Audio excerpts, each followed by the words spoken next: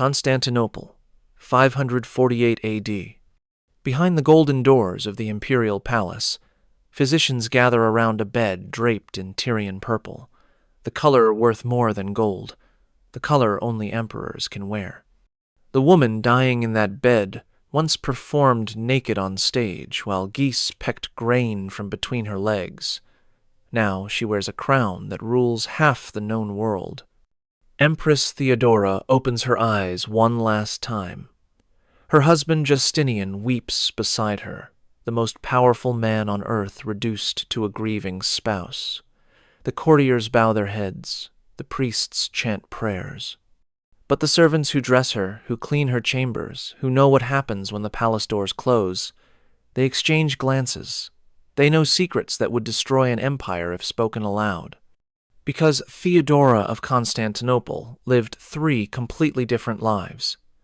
The public saw a pious empress who built churches and protected women. The court knew a political mastermind who ordered thousands massacred without blinking. But the servants, the spies, the midnight visitors to her private chambers, they knew something else entirely.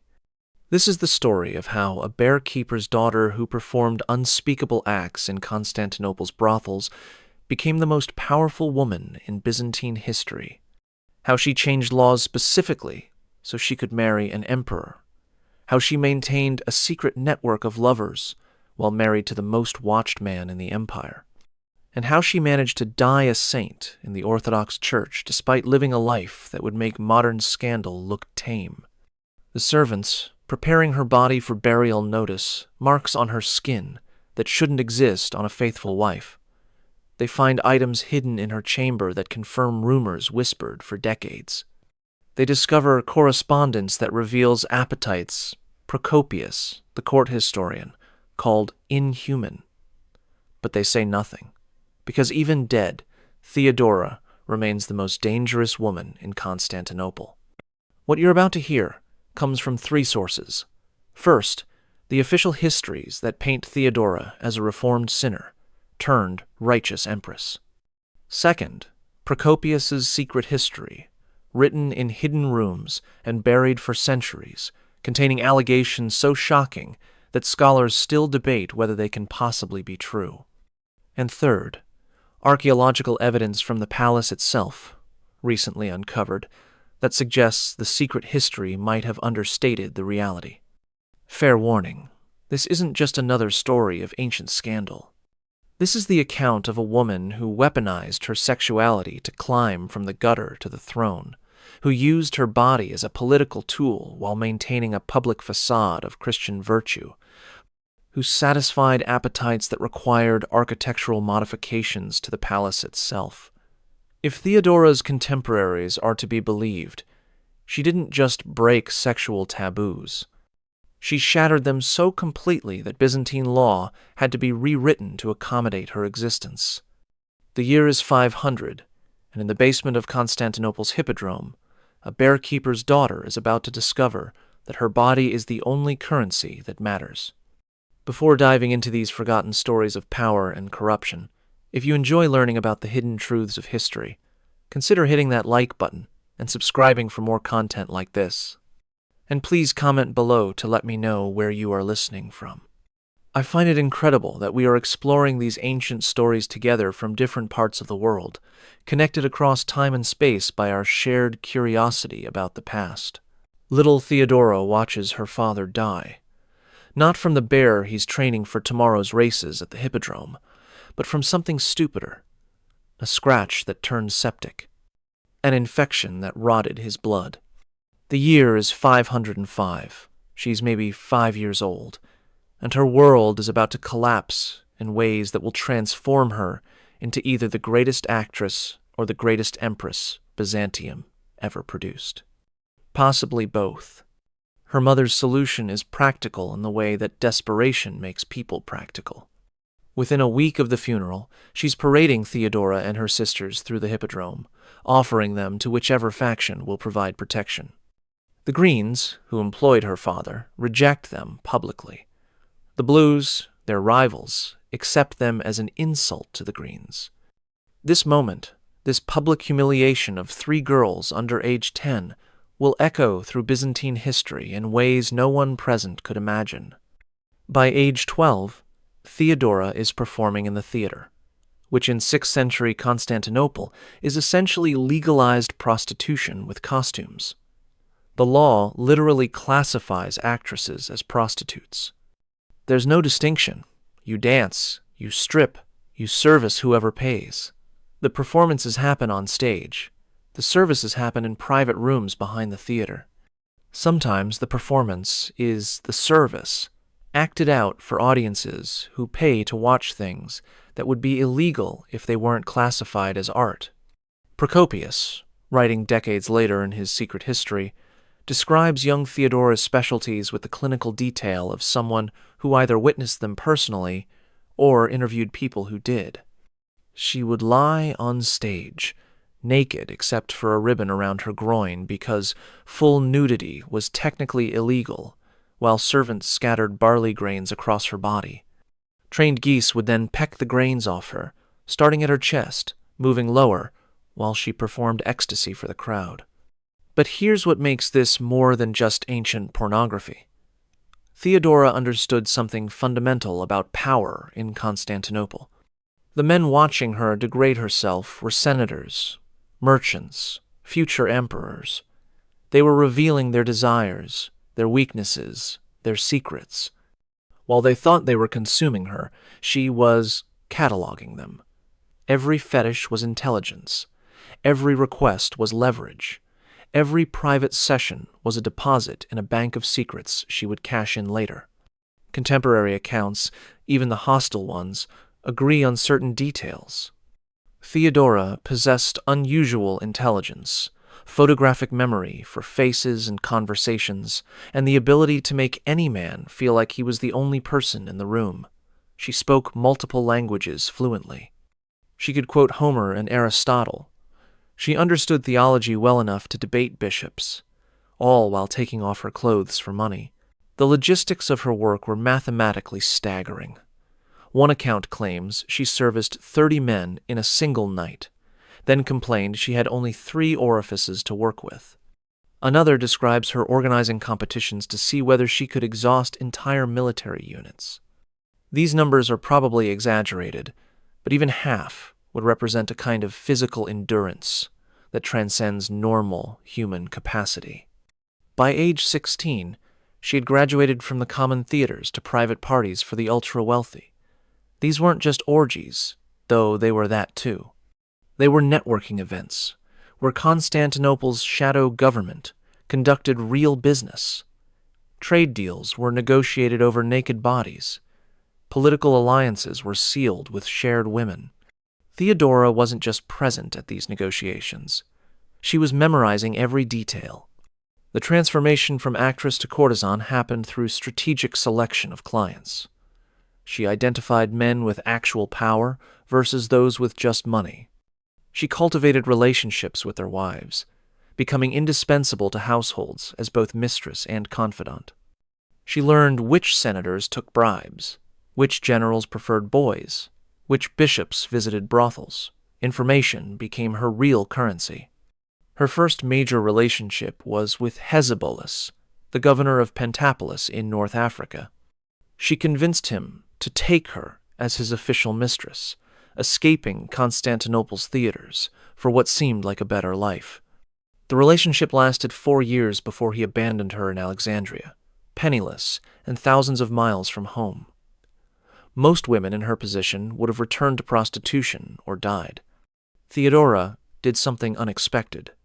She spent a year in Alexandria studying with Christian theologians, not because she found religion, but because she recognized that Christianity was becoming the empire's dominant power structure.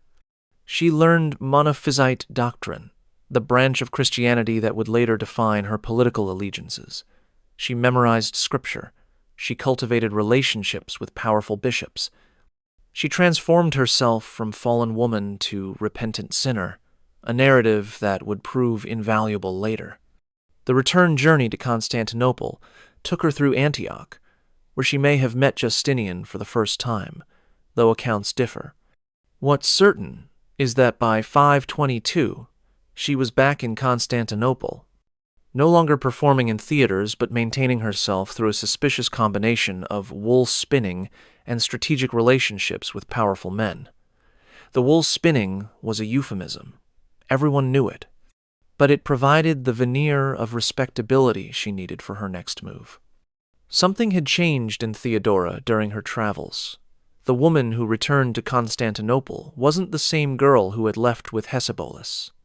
She had seen the empire's power structures from the inside. She understood that sex was just one form of currency in a complex economy of influence.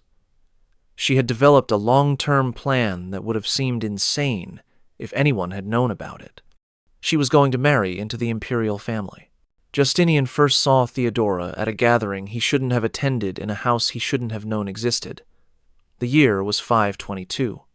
He was 40 years old, the adopted son of Emperor Justin, celibate by reputation, obsessed with theology and law.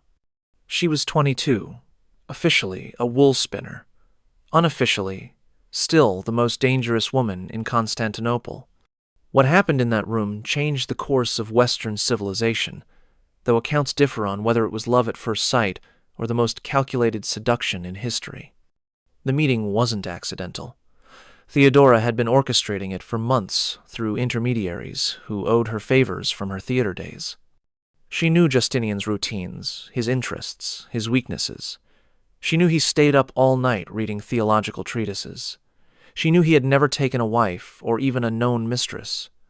She knew he was brilliant, ambitious, and completely inexperienced with women like her.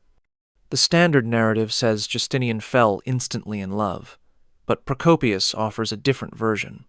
He claims Theodora used what he calls pharmakia, which could mean drugs, magic, or simply techniques learned in brothels that could make any man obsessed.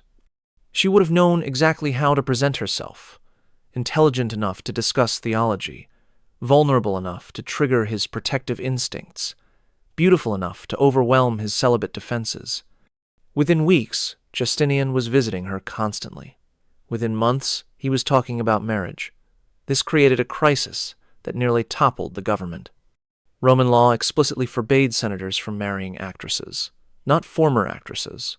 Once an actress, always an actress, in the eyes of the law. The taint was permanent, hereditary, legally indelible. Justinian's desire to marry Theodora wasn't just scandalous, it was legally impossible. The Empress Euphemia, Justin's wife and Justinian's adopted mother, blocked the union with the kind of fury reserved for protecting family honor. She knew exactly who Theodora was. Everyone did. The woman who had performed with geese, the woman who had exhausted 30 men in one night, the woman whose name was still whispered in Constantinople's brothels as either inspiration or warning. This creature would never wear the imperial purple while Euphemia drew breath. So, Theodora waited.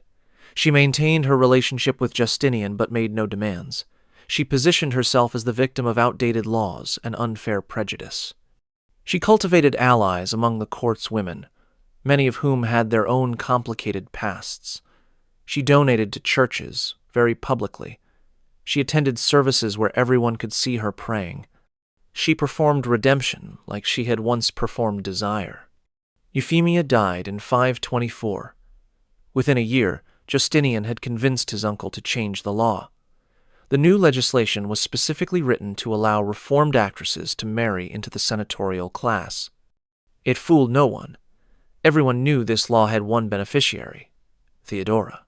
The empire's legal code was being rewritten for a former prostitute. The wedding in 525 was the event of the century. Theodora wore purple silk worth more than entire provinces. She entered the Hagia Sophia as a reformed sinner. She left as future empress. The transformation was so complete that visiting dignitaries who didn't know her history assumed she came from ancient nobility. Those who did know stayed silent.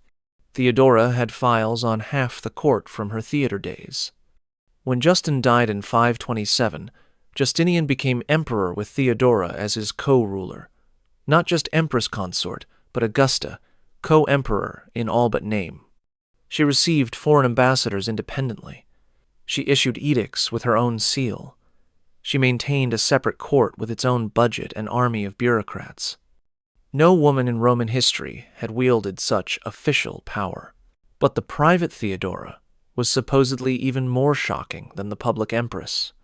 Procopius claims she maintained her appetites despite the marriage. The palace was modified to include secret passages that allowed visitors to reach her chambers undetected. These weren't architectural features from previous emperors. Construction records show they were added after 527, specifically to Theodora's wing. The roster of alleged lovers reads like a who's who of Byzantine society. Generals who suddenly received promotions, bishops who gained wealthy parishes, foreign ambassadors who achieved impossible trade agreements. All had one thing in common: private audiences with the empress that lasted far longer than any official business required. The most damning account involves a young man named Ariobindus, who supposedly visited Theodora's chambers 3 times a week for 2 years. He was married to Justinian's niece, making the affair doubly dangerous. When he tried to end it, Theodora had him accused of treason. He fled to a monastery. She had him dragged back to Constantinople. He was never seen again. His wife was told he had died of sudden illness. The logistics of maintaining affairs while married to an emperor required extraordinary planning. Justinian worked obsessively, often through the night. But he also traveled frequently, leaving Theodora to govern in his absence. These windows provided opportunities. The servants were either loyal through love or terror. The guards were hers, not his. The palace became her stage for performances the public would never see. Contemporary accounts describe modifications to her private chambers that sound like ancient Roman pleasure gardens, heated pools with underwater seating designed for specific activities, mechanical devices imported from India that provided stimulation no human could match, mirrors arranged to multiply images into infinity. These weren't rumors. The archaeological record shows unusual plumbing and structural supports in what were Theodora's rooms. The question historians struggle with is consent. How many of these encounters were actually affairs versus coerced performances by men who couldn't refuse an empress? The power dynamics make any relationship suspect. Could anyone say no to Theodora? Would anyone dare? The public face remained perfect. Theodora attended church daily, sometimes multiple services. She funded convents, commissioned religious art, debated theology with bishops. She passed laws protecting women from forced prostitution, which critics called hypocrisy given her own past. She increased penalties for procurement and trafficking. She created safe houses for reformed prostitutes, all while allegedly maintaining a shadow court devoted to activities that would make her theater days look tame. The contradiction drove observers mad. How could the same woman who ordered the construction of churches be conducting orgies in the palace? How could someone who protected prostitutes be procuring them for private use? How could a reformed sinner be committing worse sins with imperial authority? The answer might be that Theodora saw no contradiction. Power was power. Sex was a tool like any other. The same skills that had elevated her from brothel to throne could maintain her position once achieved. The body that had been her only currency as a child remained useful as empress. The appetites that had defined her youth didn't disappear with a crown. January 13, 532. Constantinople burns. The Nika riots have been raging for 5 days. Half the city is ash. The Senate is openly discussing Justinian's replacement. In the palace, courtiers pack their valuables, ready to flee. The emperor himself stands in his chamber, holding gold and jewels, planning his escape to Heraclea. The empire is collapsing. Then Theodora enters. What happens next depends on which source you believe. The official history says she delivered a stirring speech about preferring death in purple to life in exile. Procopius's public account agrees. But his secret history offers something darker. He claims Theodora didn't just convince Justinian to stay. She orchestrated the entire crisis to eliminate their enemies, then resolved it through mass murder that would make Nero look restrained. The speech itself, recorded by multiple sources, reveals a mind that understood power with frightening clarity. "Purple makes a fine shroud," she supposedly said. "I will never see the day when I am not called Empress. If you wish to flee, Caesar, you have the money. The ships are ready. The sea is open. But consider whether, after you have escaped to safety, you would not prefer death to salvation. I will stay. I believe in the old saying, royalty is a good burial shroud." Justinian stayed, but more importantly, he gave Theodora control of the response. What followed was not negotiation or compromise. It was systematic slaughter, disguised as law enforcement. The rioters had gathered in the Hippodrome, the same arena where Theodora had once performed with geese. 30,000 people packed into a space meant for entertainment, now serving as a revolutionary assembly. They had already crowned a new emperor, Hypatius, nephew of the previous emperor Anastasius. They thought they had won. Theodora's solution was elegant in its brutality. She sent the eunuch Narses with bags of gold to bribe the Blues faction, reminding them that Hypatius was supported by the Greens, their ancient rivals. Division appeared in the crowd. Then she positioned troops at every exit, not obviously, casually, like they were maintaining order. She sent Belisarius and Mundus, her most loyal generals, into the Hippodrome with simple instructions. No survivors. What followed was not a battle, but an abattoir. 30,000 people, mostly civilians, trapped in an arena with no escape. The soldiers worked methodically, starting at the exits, moving inward. The killing took 3 hours. The screaming could be heard across the Bosphorus. But here's what the official histories don't emphasize. Theodora personally selected who would die. She had a list. Not just the riot leaders, but anyone who had ever opposed her, mocked her past, or questioned her marriage. Senators who had laughed at her performances years ago. Merchants who had used her services, then treated her with contempt. Priests who had called her unredeemable. The riot provided cover for personal vengeance on a massive scale. The senator Anatolius had once paid to watch her perform with the geese, then publicly called her a whore when she married Justinian. His entire family was in the Hippodrome. The merchant Kallinikos had refused to sell her silk when she was still an actress, saying she would dirty it. He died trying to climb the arena walls. The priest, John, had preached that her marriage was invalid in God's eyes. He was found, days later, crushed under bodies. The aftermath revealed Theodora's true genius. She didn't just eliminate enemies. She redistributed their wealth to create new allies. Property seized from the dead funded massive building projects, including the new Hagia Sophia. Positions vacated by massacre were filled with her supporters. The reformed prostitutes she protected were given businesses confiscated from riot victims. She transformed mass murder into economic stimulus. Contemporary accounts describe her visiting the Hippodrome the next day, walking among the bodies not yet cleared. She supposedly identified corpses of men who had used her services years ago, pointing them out to servants, describing in detail what they had requested, what they had paid, how they had treated her. "This one liked to be strangled while he finished," she allegedly said over one senator's body. "Now he knows how it feels." The psychological impact on Constantinople was permanent. The population understood that Theodora would murder 30,000 people rather than give up power. More terrifying, she would enjoy it. The woman they had watched degrade herself for coins now commanded life and death absolutely. The transformation was complete and horrifying. But Theodora's revenge went beyond simple killing. She instituted new laws that seemed progressive but actually served her vendetta.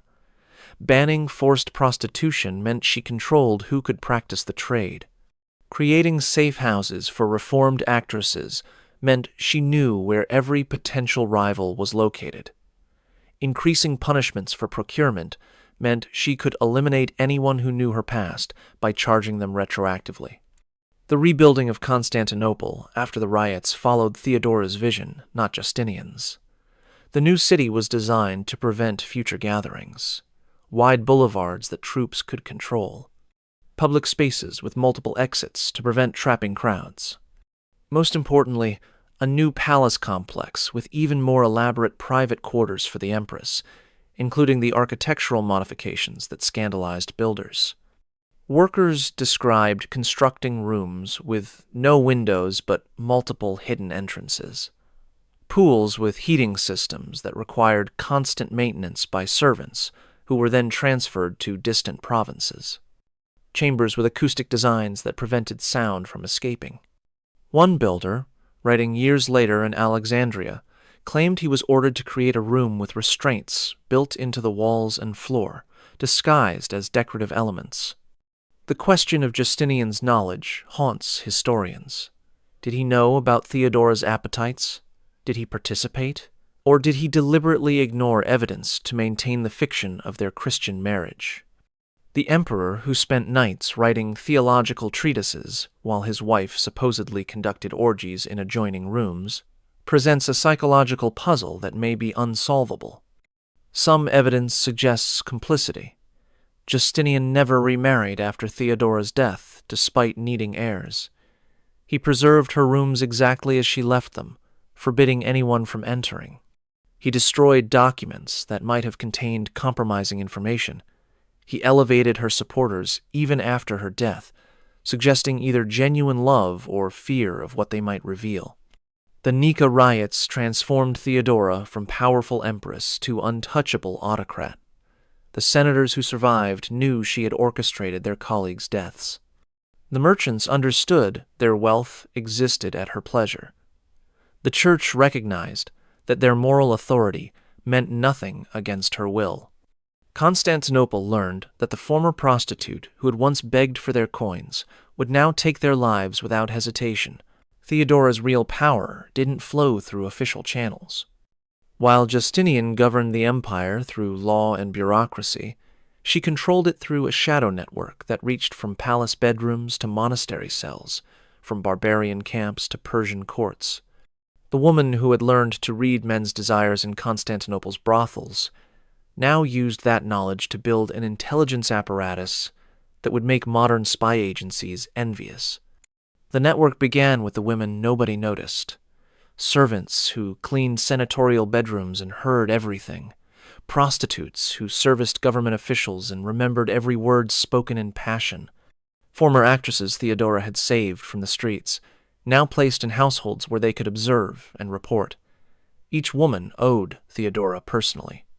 Their loyalty wasn't to the empire, but to the empress, who had lifted them from degradation. The eunuchs formed another layer. Castrated men occupied a unique position in Byzantine society, trusted with women because they couldn't seduce them, but dismissed by men as not fully male. Theodora cultivated them systematically. Narses, her chief eunuch, commanded armies. Scholasticus controlled the palace purse. Each eunuch in her network managed dozens of informants, creating cells that couldn't be fully exposed, even if discovered. The intelligence gathered was intensely personal. Senator Strategios preferred very young girls, information Theodora used to supply him with carefully selected options, who reported every preference and pillow confession.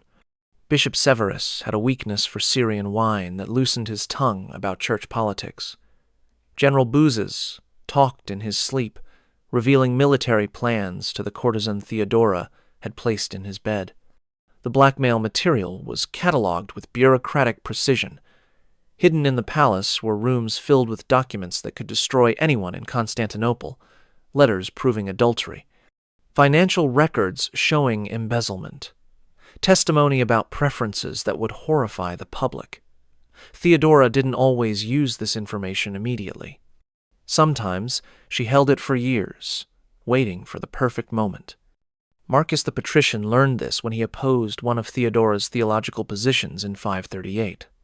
The next day, his wife received an anonymous package containing detailed accounts of his visits to a particular brothel that specialized in services involving multiple young men.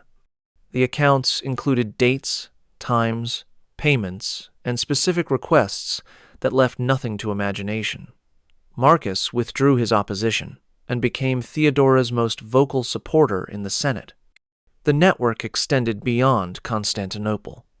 Theodora maintained correspondence with queens, princesses, and noblewomen across the known world.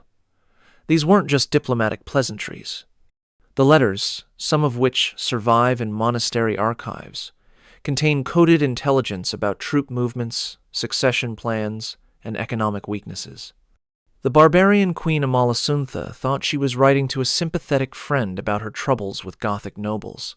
She was actually providing intelligence that Justinian would use to justify invading Italy. The Persian ambassador Zamasp discovered the network's reach when he tried to negotiate a secret treaty with dissident Byzantine generals. Within hours of the meeting, Theodora knew every detail. She didn't expose the plot immediately. Instead, she let it develop, gathering names of every conspirator. Then, at a public banquet, she casually mentioned details only the conspirators could know, watching their faces change as they realized they were already dead. The generals were arrested that night. Zamasp was sent back to Persia with a message. Theodora knew everything. The monasteries provided unexpected intelligence sources. Theodora funded religious communities throughout the empire, particularly those following Monophysite doctrine. Monks and nuns, grateful for her protection, reported on local governors, military commanders, and rival religious factions. A monastery in Syria might inform her about Arab tribal movements. A convent in Egypt would report on grain harvests and tax collection. Holy men and women became spies without realizing it. The sexual intelligence was most valuable.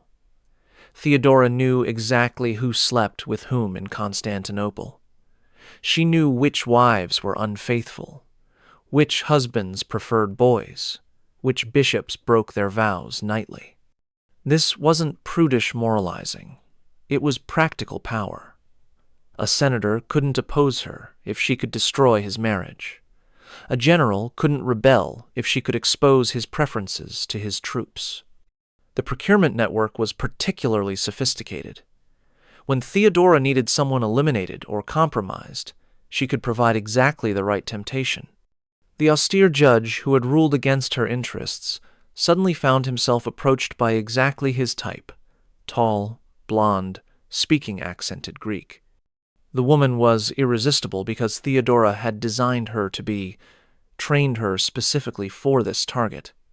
Within a month, the judge was reversing his decisions to keep his new mistress happy, not knowing she reported every word to the Empress.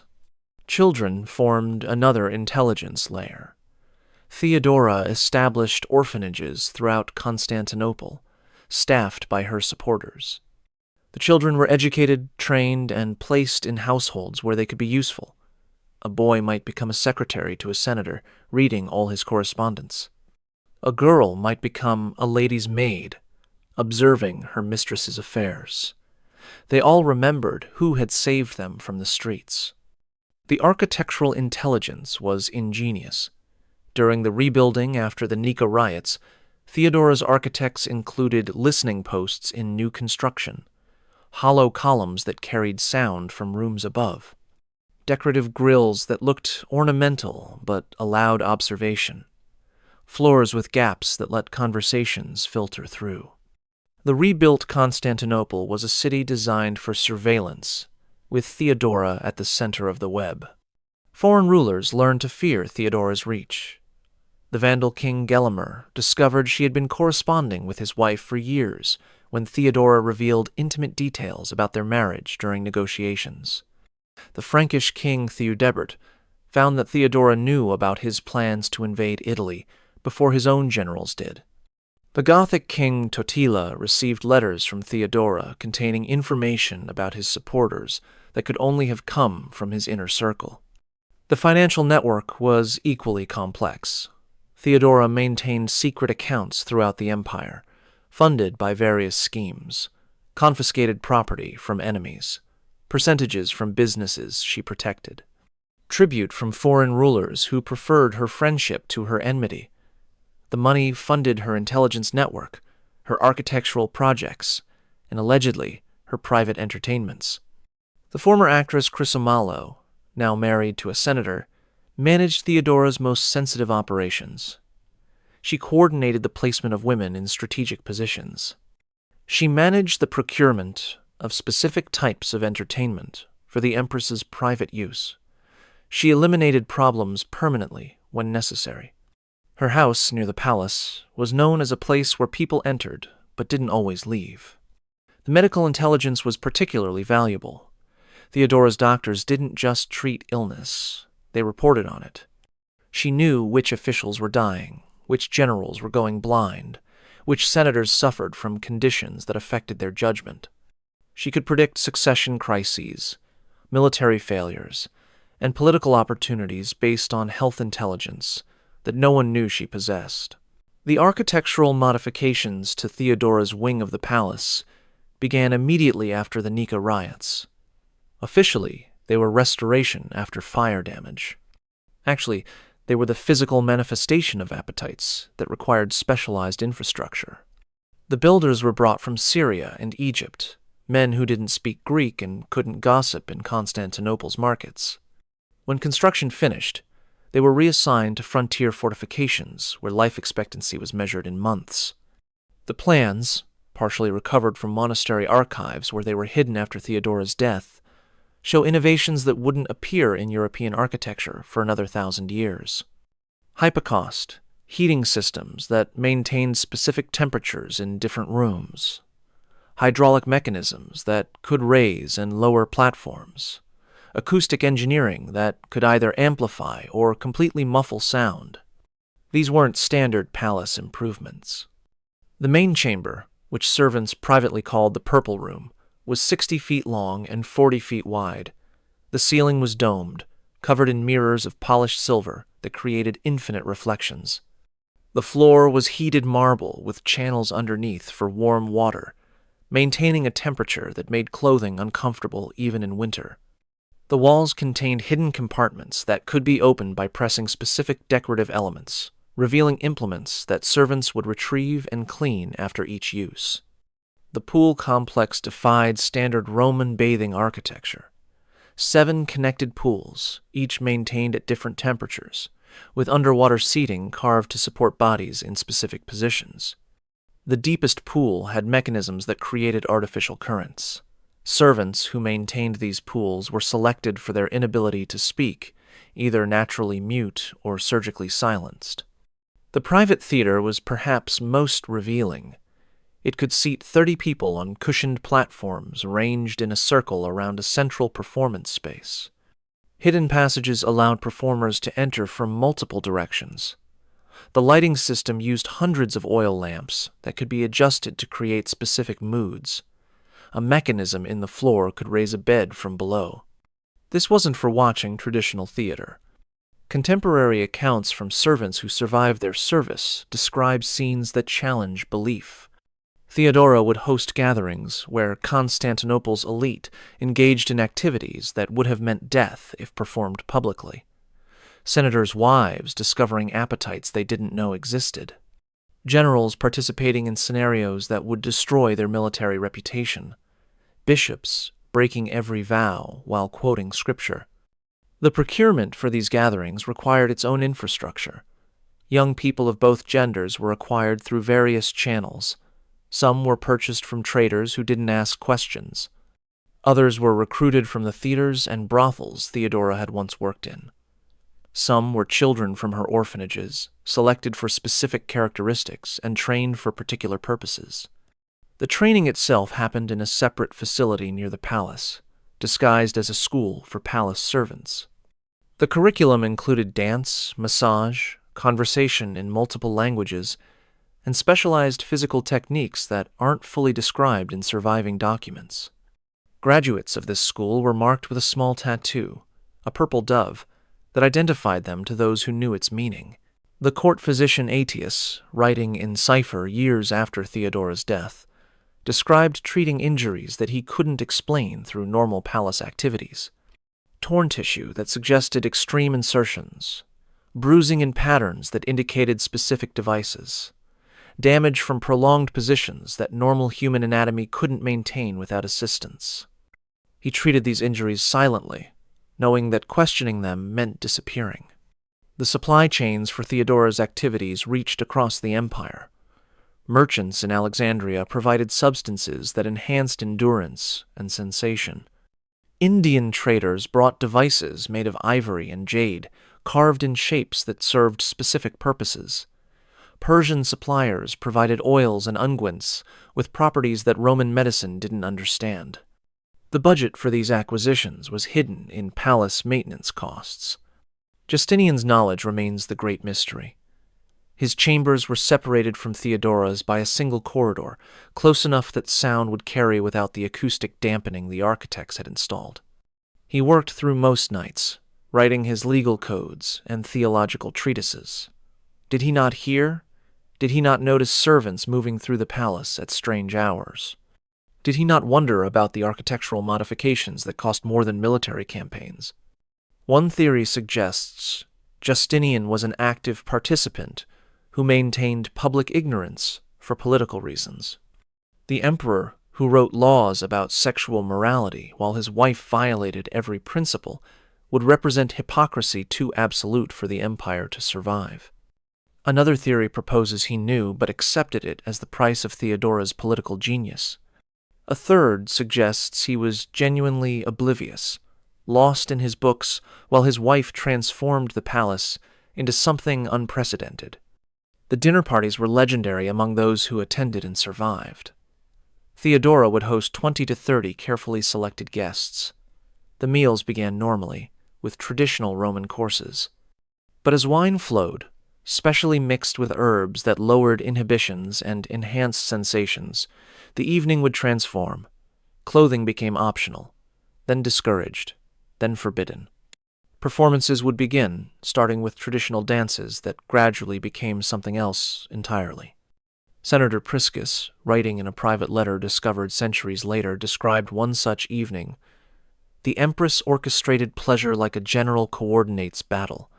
Every person knew their role. Every sensation was planned. Every combination was deliberate. I participated in acts I cannot name with people I see daily in the Senate. We are all bound now by shared shame that ensures mutual silence. The games Theodora invented went beyond simple physical pleasure.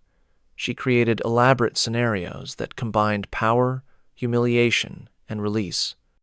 A judge who had ruled against her might find himself in a position of complete submission to someone he had sentenced. A general who prided himself on control would be restrained and subjected to experiences that shattered his self-image. A bishop who preached against flesh would discover appetites that contradicted every sermon. The psychological manipulation was masterful. Theodora understood that physical pleasure was temporary, but psychological transformation was permanent. She didn't just want bodies. She wanted to fundamentally alter how Constantinople's elite understood themselves. A senator who had experienced submission to a former prostitute could never again believe in natural hierarchy. A general who had begged for release from a 20-year-old boy could never again command with the same authority. Every morning at dawn, Theodora attended divine liturgy at the Hagia Sophia. She stood in the imperial gallery, visible to thousands of worshippers, the perfect image of Christian piety. Her purple robes covered her from neck to floor. Her head was veiled. Her hands held jeweled gospel books worth more than provinces. She was the defender of monophysite Christianity, the protector of persecuted monks, the builder of churches. She was also, according to the whispers that nobody dared speak aloud, conducting activities in the palace that would make pagan orgies look restrained. The contradiction wasn't just personal hypocrisy. It was a systematic exploitation of religious authority for decidedly unreligious purposes. Theodora understood that controlling the church meant controlling the interpretation of morality itself. If she could define what was holy, she could also define what was permissible. The woman who had once performed with geese now decided which bishops received appointments. Her support for Monophysite Christianity against Orthodox doctrine wasn't theological conviction, it was strategic positioning. The Monophysites were persecuted, marginalized, and desperately needed powerful protection. In exchange for that protection, they provided absolute loyalty. Monks and bishops who owed their survival to Theodora wouldn't question her private activities. They couldn't afford to. The monastery of St. Simeon in Syria received massive donations from Theodora, enough to rebuild entirely after an earthquake. The abbot, a man named Severus, who had fled Orthodox persecution, wrote letters of gratitude that border on worship. He called her the new Mary, God's chosen vessel, holier than the saints. He also supplied her with young novices who were transferred to Constantinople for special theological training and were never seen again. The convent of St. Catherine in Alexandria was another beneficiary of Theodora's generosity. The abbess, Maria, had been a prostitute in Constantinople before finding religion. She understood exactly who her patron was and what was expected.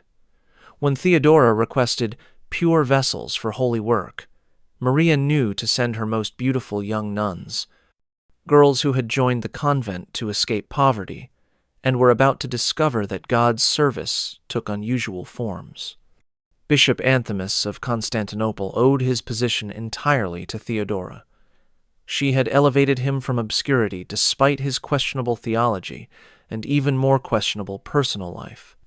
In exchange, he provided religious cover for her activities.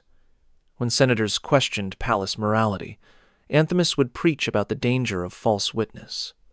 When rumors spread about the empress's appetites, he would condemn gossiping as a mortal sin. He transformed the pulpit into Theodora's public relations department. The theological debates Theodora engaged in were performances of a different kind.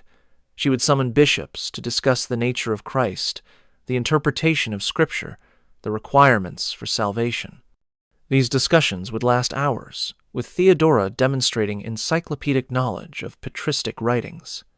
Then, after establishing her religious credentials, she would retire to chambers where activities occurred that every religious text condemned. The pilgrimage industry became another tool for Theodora's purposes. She funded hostels for pilgrims traveling to holy sites, staffed by her supporters. These hostels served multiple functions. They gathered intelligence about religious movements throughout the empire. They identified potential recruits for her various networks. And sometimes, particularly attractive or useful pilgrims would be diverted to Constantinople for audiences with the empress that had nothing to do with religious devotion. The holy relics trade provided cover for even darker activities. Theodora was known as a passionate collector of saints' bones, fragments of the true cross, and other sacred objects. Merchants who supplied these relics often brought other cargo. Hidden among legitimate religious artifacts were items of decidedly unholy purpose, devices from India, substances from Persia, manuscripts from Egypt describing practices that predated Christianity by millennia. Her charitable works, extensively documented in official histories, had shadow purposes. The hospital she established for reformed prostitutes wasn't just mercy, it was a recruitment center. Women who had nowhere else to go were given food, shelter, and protection. In exchange, some were selected for special service. They couldn't refuse. Where else would they go? The street meant death. The palace meant survival, even if survival required participating in scenarios that reminded them why they had tried to reform. The orphanages followed similar patterns. Children saved from starvation were educated, trained, and evaluated. Most received legitimate education and were placed in normal households. But some, those with particular beauty or talents, were directed toward different futures. By the time they understood what was expected of them, They were too dependent on palace support to refuse. Confession became intelligence gathering. Theodora's personal confessor, a priest named John who owed his position to her influence, heard the secrets of Constantinople's elite. The sanctity of confession meant nothing when the empress's interests were involved. Senators confessing adultery would find their wives receiving anonymous letters. Generals admitting embezzlement would face sudden audits. The confessional booth became a listening post for the palace. The religious art Theodora commissioned contained hidden meanings visible only to initiates. The mosaic of her in the Hagia Sophia, still visible today, shows her holding a chalice. Officially, it represents the Eucharist. But the gems on the chalice are arranged in patterns that correspond to astronomical configurations used in mystery religions. The fold of her robe contains symbols that predate Christianity. She embedded pagan imagery in Christian art, hiding in plain sight. The monasteries she founded in remote locations served purposes beyond prayer. The monastery at Bithynia, accessible only by a single mountain path, was where problems disappeared. People who knew too much, who had seen too much, who had participated in too much, would be sent there for spiritual contemplation. They never returned. The monks maintained strict silence about their permanent residence.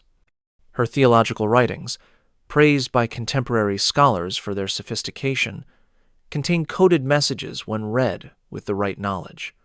Passages about the unity of divine nature could also be read as instructions for unifying physical bodies in specific configurations. Discussions of spiritual ecstasy described techniques that had nothing to do with prayer. She wrote religious texts that were simultaneously sex manuals, hiding forbidden knowledge in holy words. The feast days she established followed patterns that make sense only when understanding her true purposes. She created celebrations that required night vigils, when darkness provided cover for activities. She instituted fasts that required specific dietary restrictions that, coincidentally, enhanced physical sensitivity.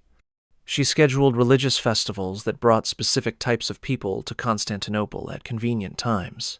Not everyone who entered Theodora's private world left it alive. The empress, who had risen from brothel to throne, understood that some secrets were too dangerous to trust to blackmail or bribes. Some people had to disappear completely.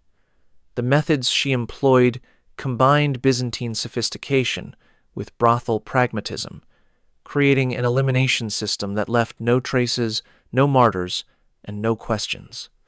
The architect Anthemius of Tralles designed more than the Hagia Sophia's revolutionary dome. He created rooms in the palace with special properties, chambers where the air could be slowly replaced with other gases, pools with hidden currents that could exhaust even strong swimmers, floors with mechanisms that could open into shafts leading to underground rivers. He built execution chambers that looked like pleasure rooms, where death could arrive in the midst of ecstasy. Senator Photius discovered this when he tried to blackmail Theodora with evidence of her continued activities. He had somehow acquired documents, possibly from a servant, that detailed specific gatherings and participants. He made the mistake of requesting a private audience to discuss matters of mutual interest. Theodora agreed immediately.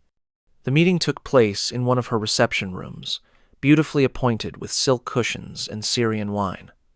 Photius presented his evidence, confident he was about to become very wealthy. Theodora listened calmly, even seemed amused. She offered him wine, which he accepted. She suggested they discuss terms in more comfortable surroundings. He followed her to an inner chamber, already calculating his demands. The wine contained a paralytic derived from Indian plants, slow-acting but irreversible. As Photius negotiated, his extremities began to tingle. By the time he realized something was wrong, he couldn't move his legs. Theodora continued talking as if nothing was happening, discussing payment schedules while he gradually lost all motor function. When he could only move his eyes, she explained his situation. He would be listed as having left Constantinople on urgent business. His family would receive letters, in his handwriting, forged by palace scribes, explaining extended absence. Meanwhile, he would remain in a special wing of the palace, paralyzed but conscious, kept alive by servants who couldn't speak, watching through windows as life continued without him. He lived another 3 years in that state, fully aware but unable to communicate, before finally dying of what appeared to be natural causes. The actress Macedonia had been Theodora's rival in their theater days, competing for the same wealthy patrons. She made the error of arriving in Constantinople years later, thinking old rivalries were forgotten.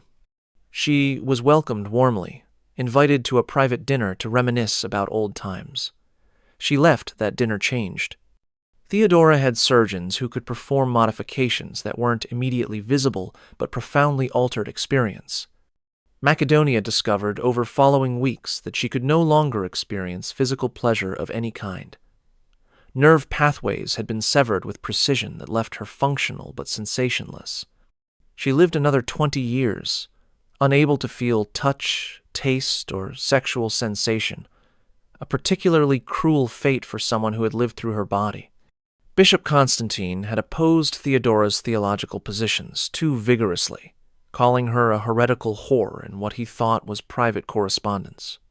He was invited to the palace for theological debate. During the discussion, he was offered refreshments. The next morning, he woke to discover his voice destroyed, not gone, but altered to a high, ridiculous squeak that made his sermons sound like comedy. Physicians could find no cause. He spent his remaining years unable to preach without audiences laughing. The merchant Sabbatius had supplied young slaves to the palace for years before developing conscience or greed. He threatened to reveal his dealings unless payments increased dramatically. He received an invitation to discuss new arrangements. He arrived at the palace but never left.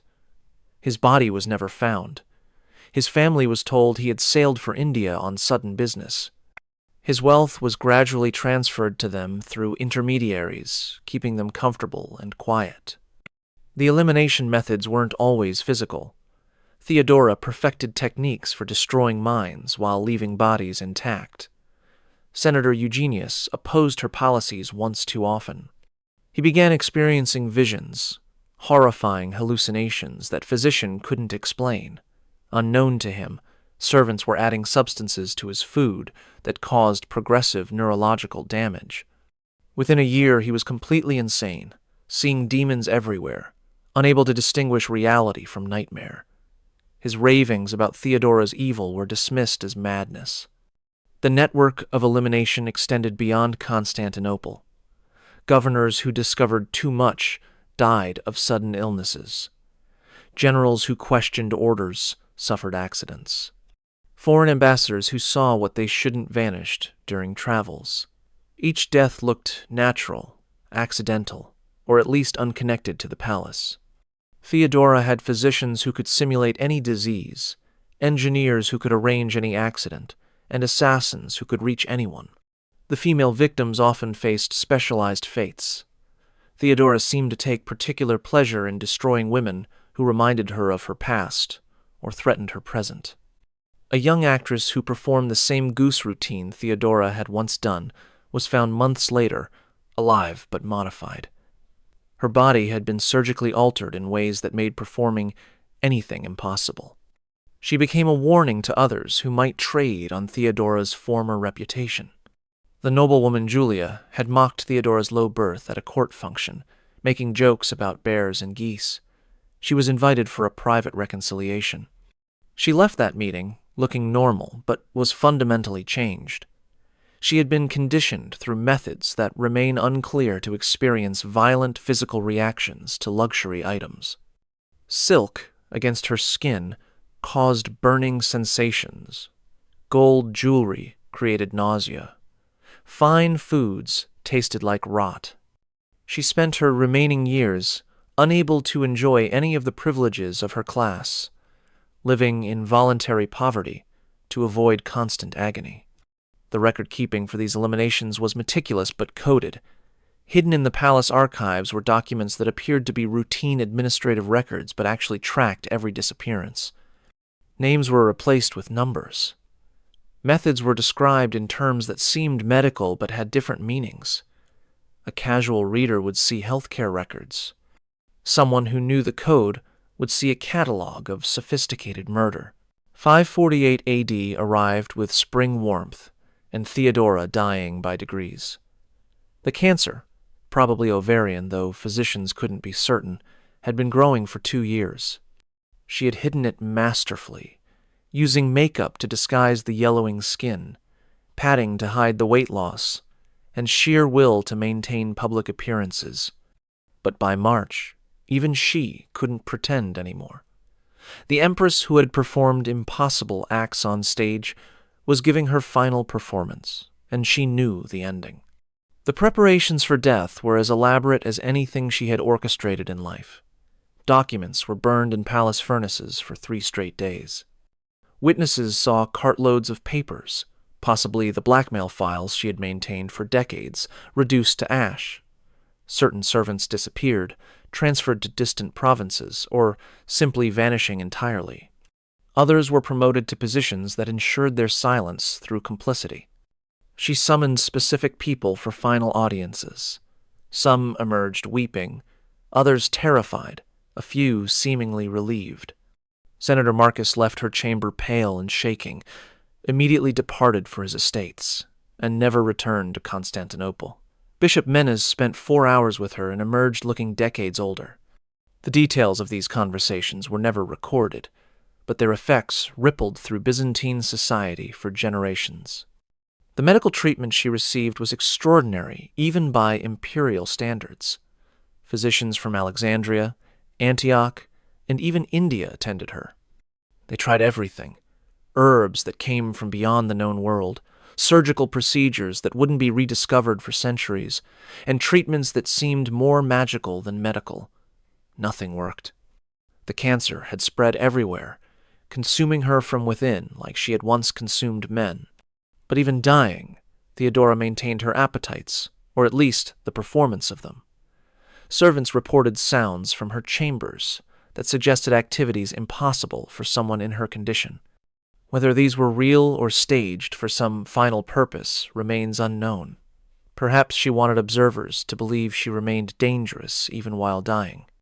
Perhaps the appetites that had defined her were stronger than death itself.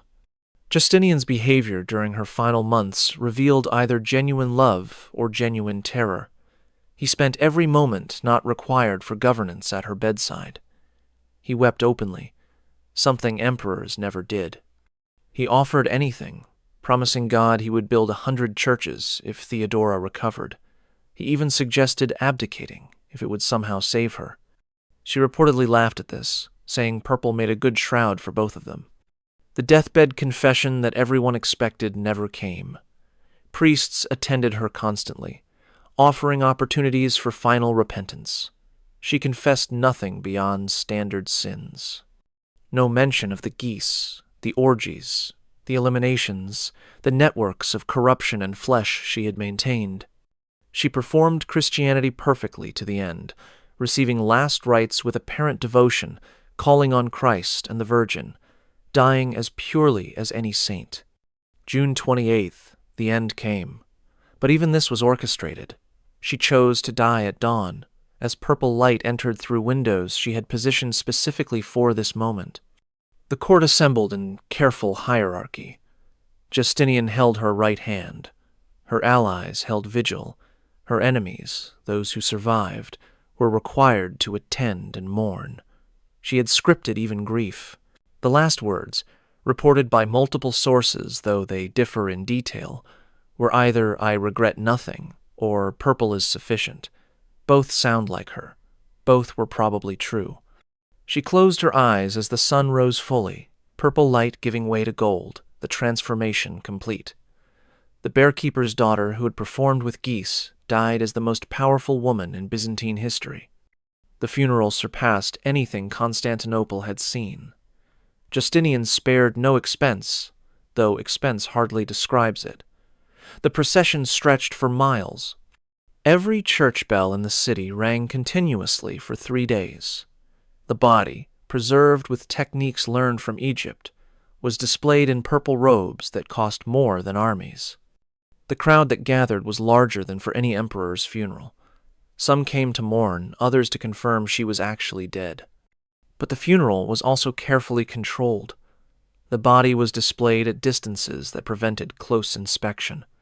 The pallbearers were her most loyal servants, men and women who knew what secrets to keep. The burial itself was private, with only Justinian and selected officials present. The tomb was sealed with mechanisms that would prevent opening. Whatever Theodora took to her grave would stay there. The immediate aftermath revealed her lasting power. Documents she had prepared were released on schedule. Some elevated allies to positions they would hold for life. Others destroyed enemies who thought her death meant freedom. A senator who had celebrated too openly was found dead within a week, poisoned by methods Theodora had perfected. Even dead, she could kill. Justinian's transformation after her death suggested the depth of her influence. He never remarried despite desperate need for heirs. He preserved her chambers exactly as she left them, forbidding anyone to enter. He continued policies she had established, even when advisors begged him to change. He built churches in her memory that bankrupted the treasury. He mourned her for 17 years until his own death, never recovering the energy that had defined his early reign. The systematic destruction of evidence began immediately. Servants who knew too much disappeared or died in various accidents. Documents that might have contained compromising information vanished from archives. Buildings were demolished and rebuilt to eliminate architectural evidence. The purple room with its mirrors and mechanisms was sealed, then filled with concrete, then built over entirely. Whatever happened, there was literally buried. But some evidence survived. Hidden documents in monastery walls. Archaeological remains that don't match official records. Stories passed through generations of servants. Coded messages in art and architecture. The truth about Theodora was too large, too complex, too interwoven with Byzantine society to completely erase. She had made herself essential to too many systems.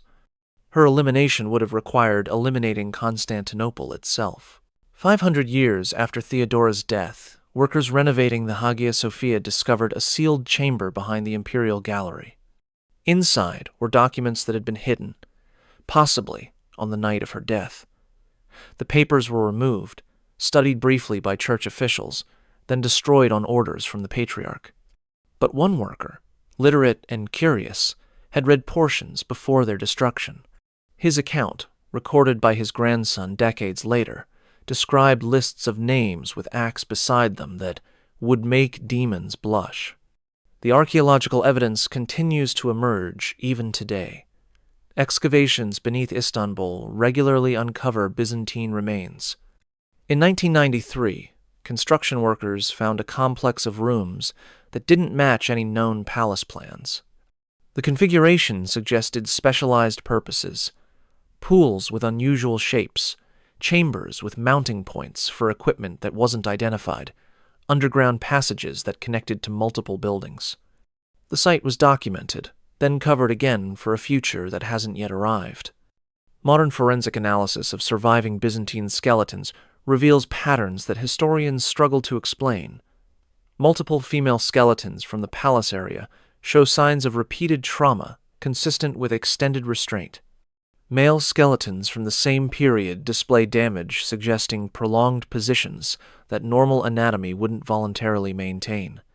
These remains tell stories that written records tried to silence. The artistic legacy is equally revealing. Byzantine mosaics from Theodora's period contain imagery that seems standard until examined closely. Figures in backgrounds engaged in acts that become visible only at certain angles. Decorative patterns that form different images when viewed from specific positions. Christian saints with expressions that suggest ecstasy rather than devotion. The artists were encoding what they couldn't openly depict. Procopius's secret history itself raises questions that may never be answered. If even half of what he wrote was true, Theodora was history's most successful sexual predator, using imperial power to satisfy appetites that required architectural modification to accommodate. If it was all lies, why did no contemporary dispute it? Why did Justinian never refute accusations that painted his beloved wife as a monster? Why did the Byzantine establishment accept the text's existence without challenge? The medical texts from the period contain descriptions that support some of Procopius's claims. Physicians describe treating injuries they attribute to palace activities without elaboration. They reference substances imported for imperial use that had no medical purpose. They document physical modifications performed on healthy individuals for reasons they don't explain. The medical evidence suggests something was happening that required professional treatment. The financial records reveal enormous expenditures that official histories can't explain. Money spent on construction that produced no visible buildings. Payments to merchants who supposedly supplied common goods at extraordinary prices. Salaries for servants whose duties were never specified. The economics of Theodora's reign include a shadow budget that funded something requiring massive resources. The religious implications remain debated.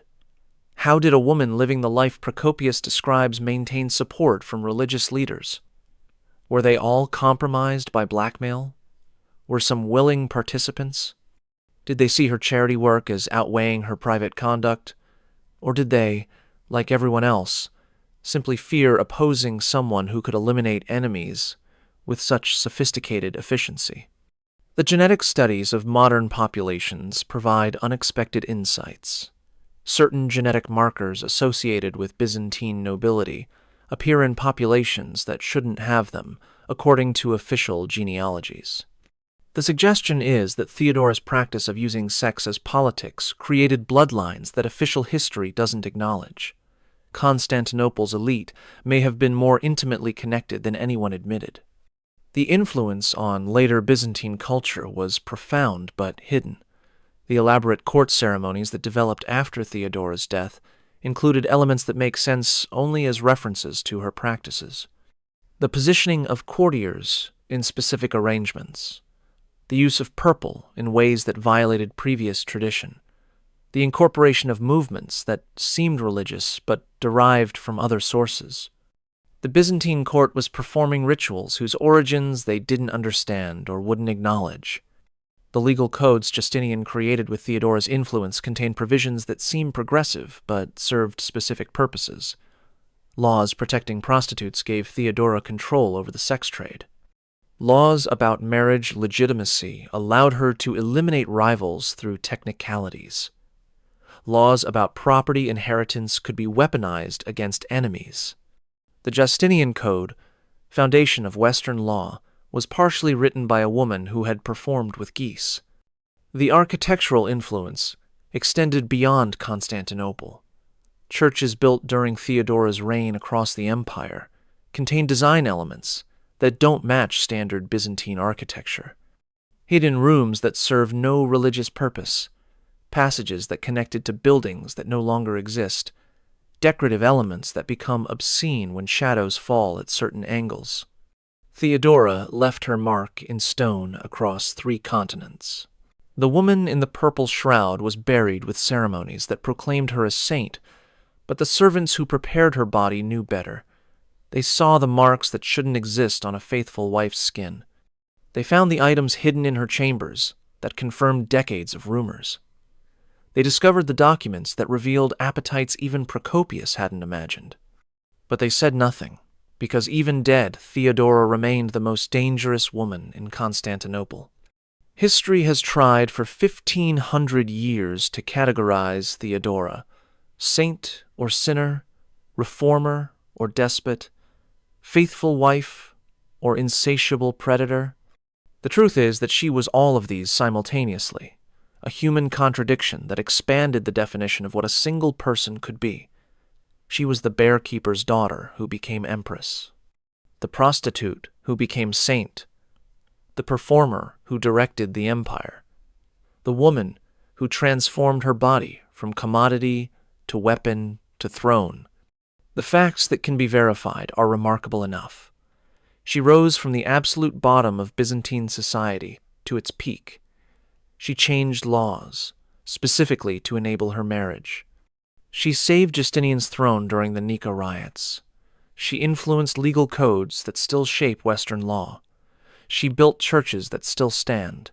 She protected women while allegedly exploiting them. She promoted religious tolerance while practicing intolerance.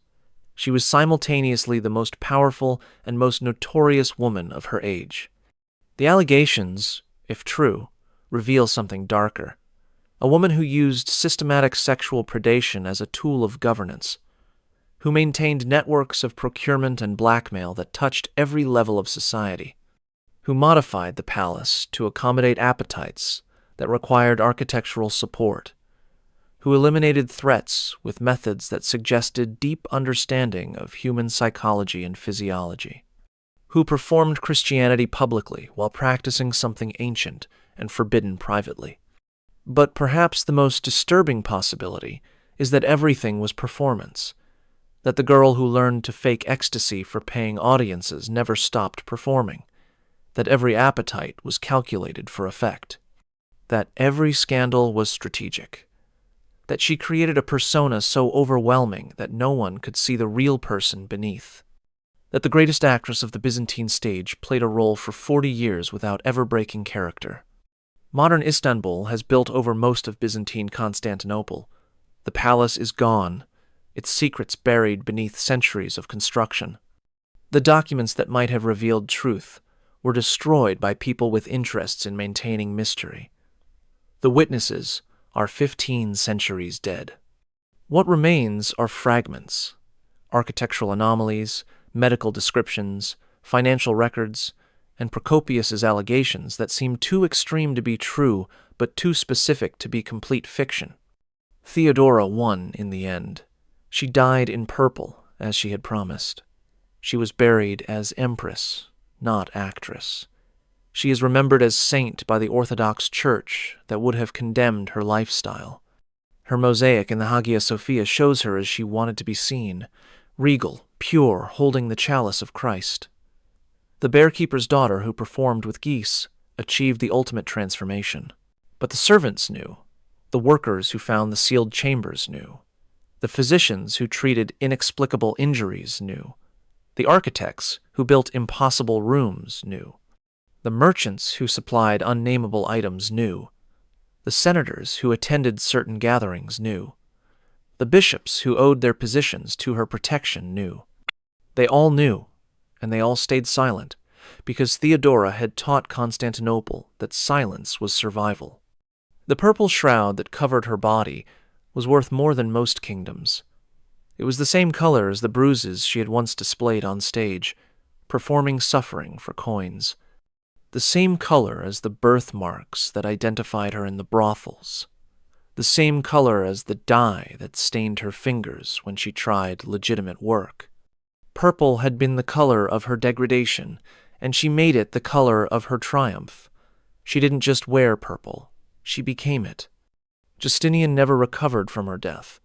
He ruled 17 more years, but as a shadow of himself. He built churches obsessively, as if architecture could resurrect her. He preserved her chambers like a shrine, though what he was venerating remains unclear. He never remarried, though the empire needed heirs. He died calling her name, reaching for someone who had been gone nearly 2 decades. Whatever she had been to him, it was irreplaceable.